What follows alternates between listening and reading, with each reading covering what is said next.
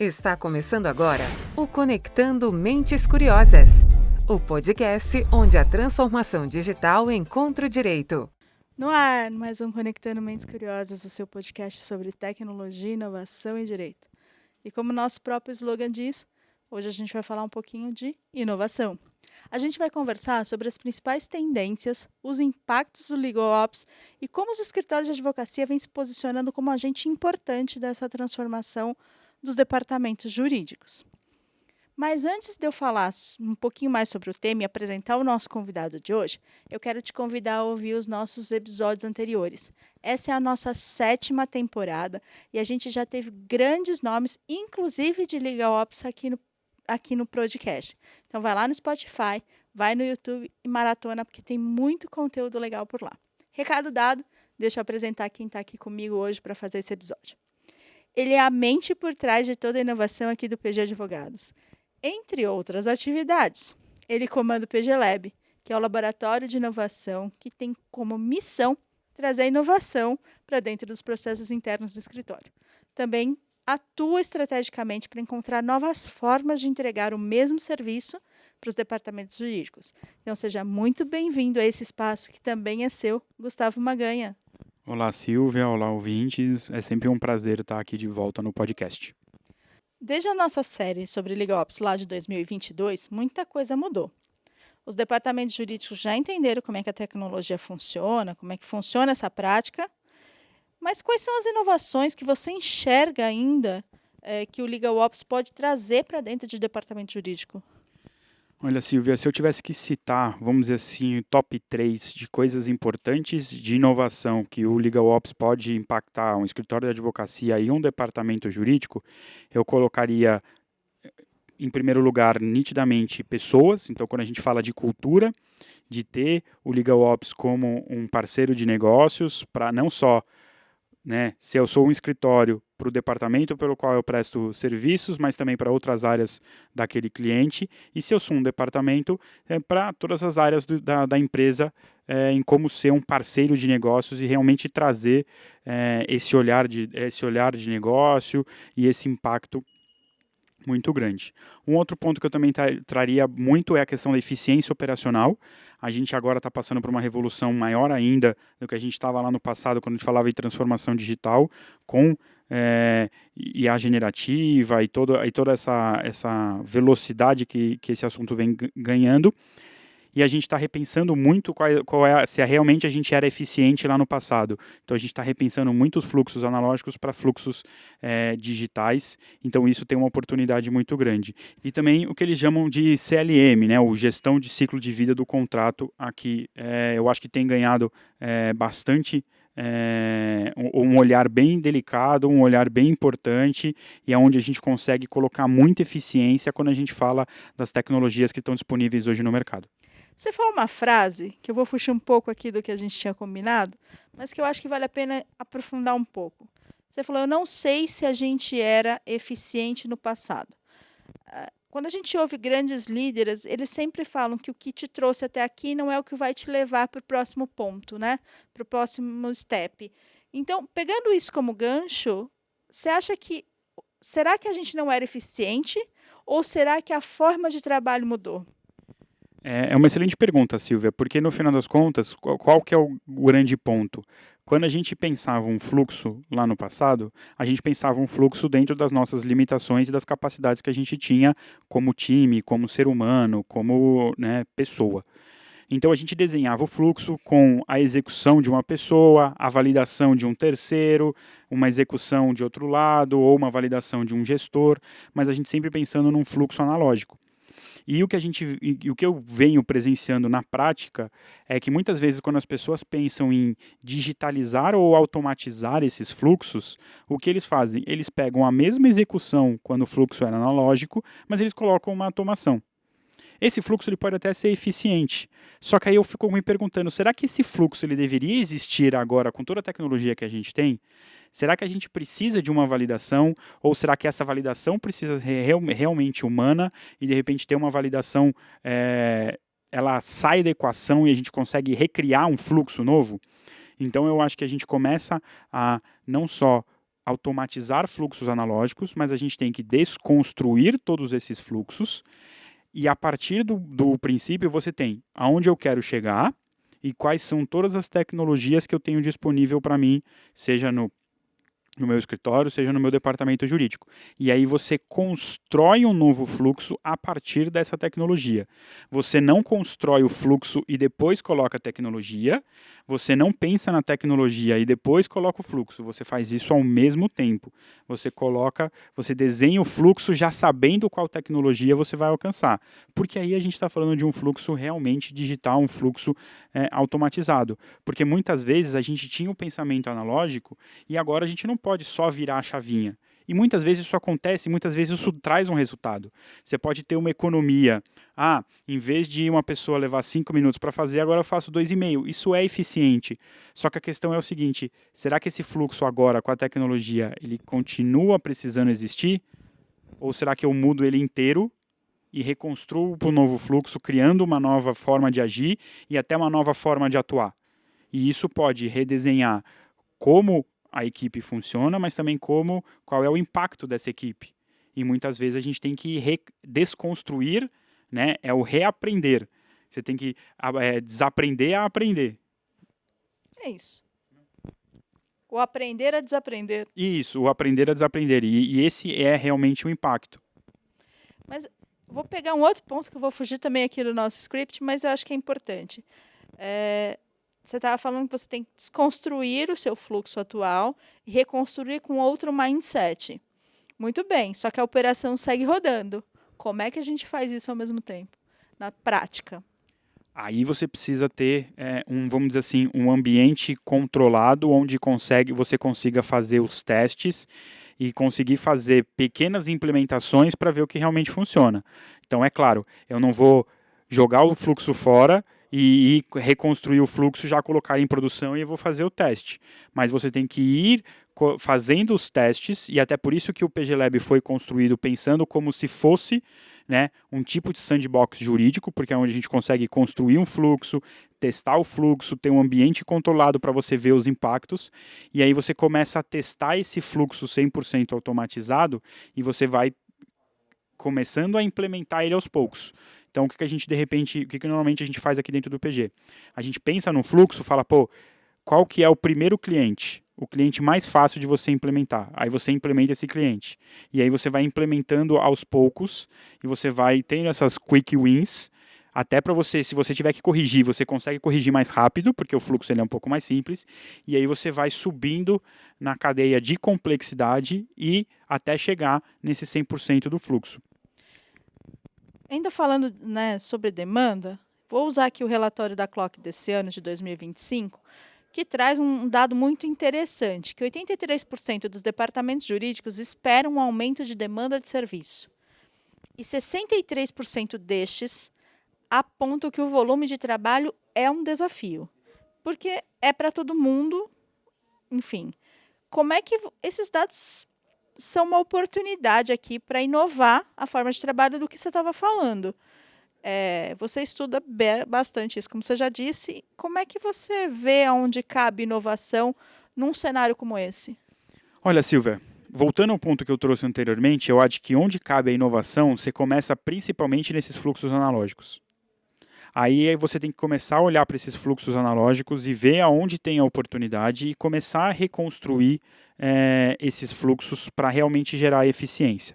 É claro que também tem uma questão um pouco filosófica, que é onde você vai começar a inovação. Se você vai nas quick wins, ou você vai no rocket science, ou você vai no shot to the moon. Mas o que tem que entender é qual é a cultura da empresa, qual é a cultura e como você está inserido nessa inovação para você pensar o que é realmente mais estratégico. Quando a gente começou dentro do PG Lab a repensar os fluxos de Legal Ops, a gente olhou para todos os fluxos que a gente tem aqui internamente, desde fluxo de como faz o planejamento estratégico, como constrói dashboards, a questão da controladoria, quando a gente fala de cadastro, cumprimentos, e a gente começou a olhar e falar quais são os fluxos menos eficientes. E aí a gente começou pelos menos eficientes. Uma outra abordagem seria começar pelos fluxos mais fáceis de você automatizar. E aí, de novo, vai da filosofia de cada departamento jurídico ou vai da filosofia de cada escritório, mas o ponto principal é você saber qual é a dor que você está resolvendo e você ter o pensamento de reconstruir esse fluxo para transformar ele num fluxo digital. Eu acho que aqui tem um ponto importante que talvez seja a dúvida de muitos gestores. Você falou, qual é a sua maior dor? Talvez a escolha não precise passar pela maior dor, mas seja qual é o maior resultado, talvez. Não só a dor, mas o resultado onde eu vou ser exponencialmente mais eficiente. Essa também é uma excelente oportunidade. Você vê onde você consegue gerar valor ou, de repente, onde você consegue gerar caixa, dependendo, falando do departamento jurídico, você fala, onde tem uma oportunidade que eu estou perdendo dinheiro, ou onde eu tenho uma oportunidade que eu estou deixando de ganhar, que eu estou deixando dinheiro na mesa. E aí você ataca essa oportunidade. Mas é por isso que eu falo que vai muito da filosofia, e é esse a minha grande paixão na inovação, porque cada departamento jurídico, cada escritório tem uma dor, tem uma oportunidade, tem pensamentos diferentes e tem filosofias diferentes. Muitas vezes a gente vai só, eu quero eficiência operacional. Eu não quero eficiência operacional, eu quero melhorar a minha atuação, ou eu quero ser mais user-friendly. E aí dependendo de quais escolhas que vocês estão fazendo, você escolhe qual é o melhor fluxo a ser atacado. E, de novo, não tem resposta certa, não tem resposta errada, não tem receita de bolo. Isso vai de cada departamento, de cada escritório e de cada equipe que realmente tem esse interesse em inovar. Quando você, dentro dos projetos que você atua, quando você olha para a dor de um cliente, normalmente ela é sempre o ponto mais complexo para olhar para o fluxo, ou isso nem sempre é uma realidade? Na verdade, eu acho que não, porque o mais complexo é como é que você supera aquela dor da forma mais eficiente possível. Porque qual que é a questão? A dor, ela é simples. Muitas vezes ela é simples. O complexo está em como você alcançar aquilo daquela forma mais eficiente. E como eu mencionei, você tem 3, 4, 5 formas diferentes de alcançar aquela eficiência. E isso a gente já tem visto até na prática. A gente conhece ferramentas de inteligência artificial e ferramentas de inteligência artificial generativa que estão fazendo o cadastro. Só que tem cadastro sendo feito de uma forma, cadastro sendo feito de outra, e todos eles são eficientes. Agora a questão é como é que você alcança essa maior eficiência e você não deixa nenhum pingo de ineficiência na mesa.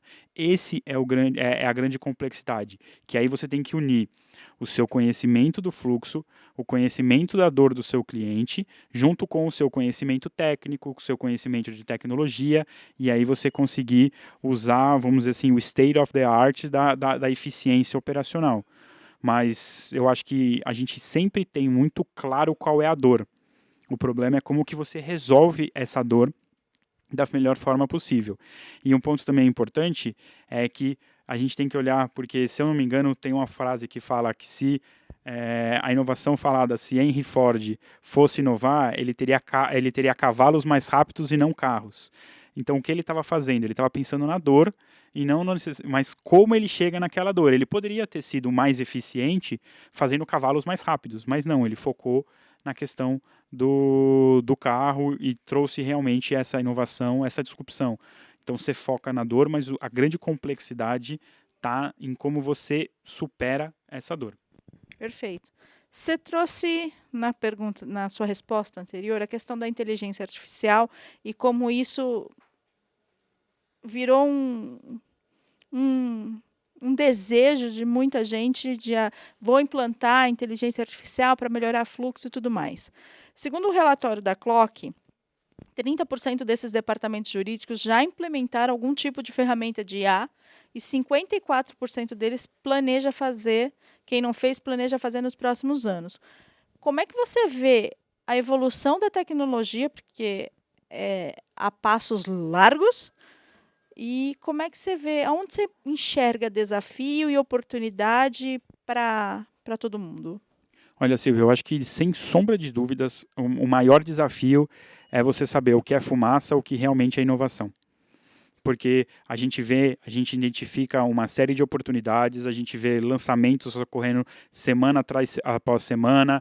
Nós tivemos lançamento de DeepSeek, depois DeepSeek já está obsoleto, e aí você vê uma nova ferramenta, essa nova ferramenta fica obsoleta tão rápida quanto ela foi construída.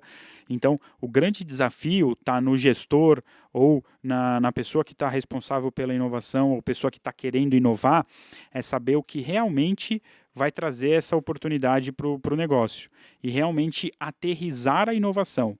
Porque se você quer usar inteligência artificial por usar a inteligência artificial, o seu pensamento já está começando errado. Porque a inteligência artificial, a tecnologia, ela é meio e não fim. Então, lembra como a gente falou, você tem que pensar no fluxo e qual é a melhor tecnologia para alcançar aquele fluxo. Então, o primeiro passo é você conseguir aterrissar e realmente ver o que é mais benéfico para o seu fluxo naquele momento. A gente pode falar, eu consigo fazer um modelo de inteligência artificial generativa que lê publicação? Pode. Mas será que se eu somente utilizar a inteligência artificial generativa não vai sair muito mais caro do que se eu combinar com outras coisas, combinar com um OCR, combinar com uma pesquisa por palavra-chave e um pouco de inteligência artificial generativa? Então você começa a se aprofundar nesse fluxo para realmente usar o que precisa ser usado para ser eficiente e não usar a tecnologia só porque eu quero usar a tecnologia, porque muitas vezes você vai cair ou numa ineficiência operacional ou numa ineficiência financeira que a sua ferramenta vai ficar muito cara só porque você quer usar tecnologia. E um ponto, e aí quando eu falo tecnologia de inteligência artificial, e um ponto também importante é a gente saber quando é inteligência artificial, quando não é inteligência artificial. Esse é um ponto também muito grande. Muitas pessoas falam, não, porque eu tenho inteligência artificial, e aí você começa a fazer 2, 3, 4 perguntas, e você descobre que ele não é inteligência artificial. Está usando de outra tecnologia, de outro framework, mas ele está querendo falar que é inteligência artificial, porque acaba sendo o rápido momento. Então, hoje, a principal questão é aterrissar a inovação e diferenciar o que é hype do que realmente é onde vai trazer a disrupção e trazer a eficiência operacional que todo mundo precisa. Outra quase que verdade absoluta, tratando ainda de tecnologia, é a questão da automação. É uma verdade absoluta que para ganhar eficiência a gente precisa automatizar, precisa trazer tecnologia, enfim. O próprio relatório da Clock aponta que para 66% dos departamentos jurídicos a automação é prioridade, olhando com base nessa visão de ganhar eficiência. É possível você já falou que tecnologia não é fim, ela é meio, mas a gente consegue dar aqui para os nossos ouvintes alguns exemplos de tecnologias ou ferramentas que você acredita que são fundamentais para aumentar a eficiência ou para fazer automação? Olha, Silvia, tem diversas tecnologias que a gente pode utilizar quando a gente fala no conversacional. É claro que a IA generativa ela tem um potencial muito grande, mas é claro que a gente tem OCRs, a gente tem as RPAs que ainda conseguem desempenhar um papel importante até que esses agentes de AI ganhem a expressão e ganhem a profundidade que realmente eles podem ganhar e eventualmente acabar até substituindo algumas RPAs, como já fizeram em alguns casos aqui. Mas eu acho que esses três seriam as principais tecnologias, mas lembrando que o fluxo ele é rei. Ele não é o primeiro, porque ele vai concomitantemente com a tecnologia do desenho do fluxo, mas o fluxo ele tem um papel muito mais importante do que realmente a tecnologia. Um pouco do que eu circulo aqui no mundo dos advogados, eu encontro muita gente ainda que anda no mundo totalmente analógico. E aí é quase que uma conversa esquizofrênica, porque a pessoa quer sair do processo do papel e inventar algum fluxo que tenha inteligência artificial. Eu acho que esse pulo do direito ele foi muito rápido. Como é que você vê isso hoje? Eu sei que as empresas maiores já vêm com essa cultura da automação, da tecnologia, até de outros departamentos que não só o jurídico, mas eu acredito que você ainda tenha muito gestor que tem dificuldade de lidar com isso. Como é que você conduz, por exemplo, uma inovação numa empresa que tem esse tipo de barreira ainda? eu acho que a gente precisa primeiro identificar quais são os motivos dessa barreira. É claro que a gente teve uma adesão à inteligência artificial agora com o ChatGPT e com todas as tecnologias que vieram a partir disso, uma adesão muito rápida e muito grande, que não se via antes no mercado jurídico, né? A gente não falava tanto sobre RPAs, sobre inteligência artificial tradicional, do que a gente vê os advogados falando. Então a gente já teve uma adesão muito maior agora, e isso é muito bom, porque a gente descobriu, vamos dizer assim, a gente começou a utilizar a inteligência artificial generativa junto com as grandes empresas. Então tem grandes escritórios concorrendo com grandes empresas também no desenvolvimento dessas ferramentas. E o que eu acho que a gente tem que começar é começar pequeno, começar devagar nos seus usos pessoais, então usar o ChatGPT para conversar, para começar a entender, para começar a testar, porque a forma de começar, todo mundo começa da mesma forma. Não adianta eu nunca ter mexido com nenhuma inteligência artificial e vou falar assim, não, eu vou construir um fluxo 100% automatizado. Até porque para você chegar nesse 100% automatizado, requer muitos testes, muito teste AB, muita implementação, muita coisa, muita água tem que passar por baixo dessa ponte para você conseguir esse fluxo 100% automatizado. Então, se eu tivesse que dar uma dica para alguém, eu começa usando o ChatGPT, depois começa, de repente, uma versão paga, usa o Gemini, que também é gratuito, começa a pensar, usa o Copilot, que também é importante para começar a eficientizar algumas questões, algumas oportunidades, e aí você começa usando plataformas de low code ou até no code, começando a implementar um pouco de tecnologia e buscar umas quick wins, algumas coisas que são mais simples para você começar a ganhar fricção, e depois você vai implementando cada vez mais fluxos mais complexos, porque conforme a complexidade vai aumentando, você vai precisar aumentar seu arcabouço tecnológico, seu conhecimento técnico, então vai ficando mais complicado com o passar do tempo, mas você já vai estar se familiarizando muito com isso, porque no final das contas esse vai ser game changer para qualquer profissional no direito, essa familiaridade com trabalhar com inteligência artificial. Eu acho que você trouxe aqui um ponto muito importante. Até aqui, a gente falou muito de um mundo ideal, onde os gestores estão olhando para fluxos, automações e tecnologias para melhorar a eficiência do departamento como um todo. Você trouxe no começo da sua resposta anterior uma frase que talvez seja um desafio para quem gere uma mudança tão grande assim, que é o acesso à tecnologia como o ChatGPT à mão de todo mundo. Então, eu não preciso mais comprar um software caro, eu não preciso mais. Eu tenho isso, eu vou lá, eu acesso o site, faço um cadastro no meu e-mail pessoal e eu tenho acesso à ferramenta. Como isso bagunça o fluxo de uma empresa?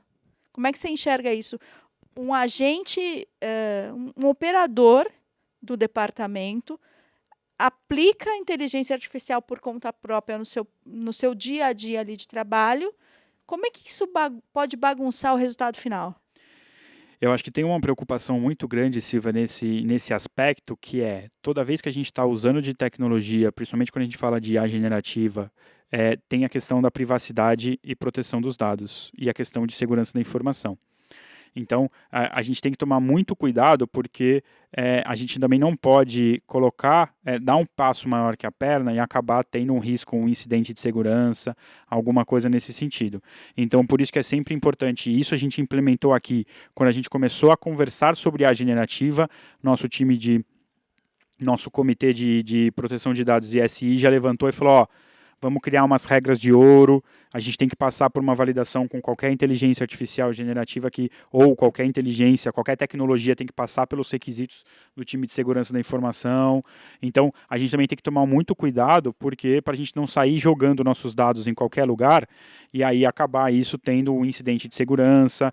Por isso que a gente tem que ter um pensamento muito focado na proteção de dados e na privacidade, para eu também não colocar dados sensíveis da empresa, dados sensíveis de terceiro. Então, o ponto principal é você ter que olhar muito para a privacidade, e esse é um assunto muito em voga. Então, a gente tem que olhar muito sério para isso, para tomar cuidado, para acabar não nos expondo demais e podendo expor um incidente dentro da empresa. Então, o que você está dizendo é que o gestor não tem opção, que ele precisa implantar pelo menos uma política de uso de tecnologias dentro do departamento jurídico, seja para automatizar fluxo, seja para o que for, para evitar esse tipo de problema, certo? Sem dúvida, principalmente porque hoje em dia, quando a gente fala de o Copilot ou o ChatGPT, a gente também tem que ver quem por trás, quais são, né, o que tá escrito nos termos e condições de uso. A gente sabe que algumas IA generativas usam os dados para treinamento, então tem que ter essa política muito consolidada, e aí entra também um pouco da cultura dos departamentos jurídicos, dos escritórios, para ter isso como uma preocupação, porque a gente já viu alguns casos de você colocar dados que não devia num modelo que usa para treinamento, isso pode ter um potencial problemático para as empresas. Eu trouxe de propósito hoje os dados desse relatório da Clock, porque esse ano você vai participar do evento global deles lá em Las Vegas e você vai com foco muito claro de olhar para as tendências de Legal Ops e como elas impactam os departamentos e onde tem espaço para inovar, olhando para isso. O que você está esperando desse evento? Olha, Silvia, isso é verdade. É a primeira vez que o PG Advogados vai estar, né, no Clock Global Institute, que vai ser lá em Las Vegas. A gente está lá com um olhar de aprendiz mesmo, para ver como é que o mercado internacional fala de Legal Ops. Querendo ou não, nós já estivemos em outras Legal Weeks, que são eventos internacionais gigantescos, que falam também sobre o mercado jurídico, mas que não tem um foco tão grande em Legal Ops. Então esse vai ser um evento legal, porque é um evento 100% focado em Legal Ops, e aí você tem divisões bem estruturadas de como eles fazem, para departamento jurídico, para escritório de advocacia, para Legal Techs, ou se você tem um conhecimento básico, um conhecimento intermediário, conhecimento avançado, bastante roundtables e muito network. Então a gente vai lá para realmente ver um pouco de como o mercado está olhando para Legal Ops e, como a gente mencionou já nos outros episódios de expectativas desses eventos internacionais, ver o que o mercado está fazendo e trazer e tropicalizar aqui para o Brasil o que a gente tem de oportunidade. Então é claro que a gente vem falando muito, a gente vê, né, e olhando para as palestras, a gente vê muita coisa de cultura, muita coisa de transformação digital ainda, que ainda é importante, que é extremamente importante você falar, porque a transformação digital tem um papel de pessoas muito grande, e a cultura tem um papel transformador nesse caso. Muitas coisas voltadas para gestão de ciclo de vida do contrato, que é onde a IA generativa está nadando de braçada e tem muita oportunidade, muita ferramenta legal, muita coisa acontecendo, mas também olhando para outras ferramentas, para outras oportunidades e também um pouco do que eles vêm fazendo de IA generativa, que também tem um foco muito importante.